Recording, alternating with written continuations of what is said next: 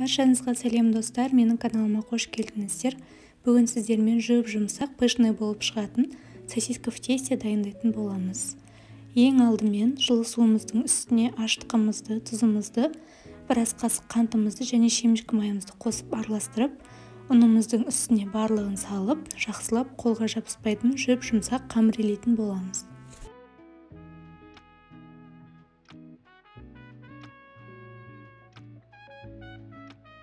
Қамырымызды илеп болып, бетін жақсылап жауып, жылы жерге 1-1,5 сағатқа көтерілгенше қоямыз.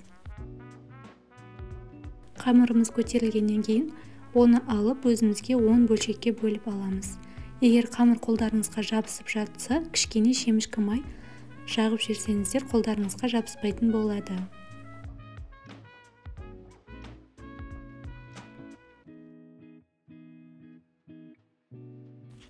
Бөлген бөлшектерімізді алып, видеодағыдай ұзын-ұзын полоска қылып оқтаудың көмегімен жайып алып, ортасына шұжығымызды салып, осылайынан орап аламыз.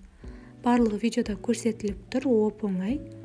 Одан кейін пергамент қағазымыздың үстіне қойып, бетіне жұмыртқа жағып, 180 градус пеште 20-25 минутта пісіріп аламыз.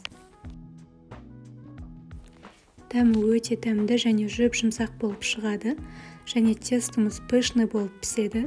Сіздерге жасап көрулеріңізге кеңес беремін. Менің видеом ұнаса, маған лайк, комментарий басып кетуді ұмытпаңыздар.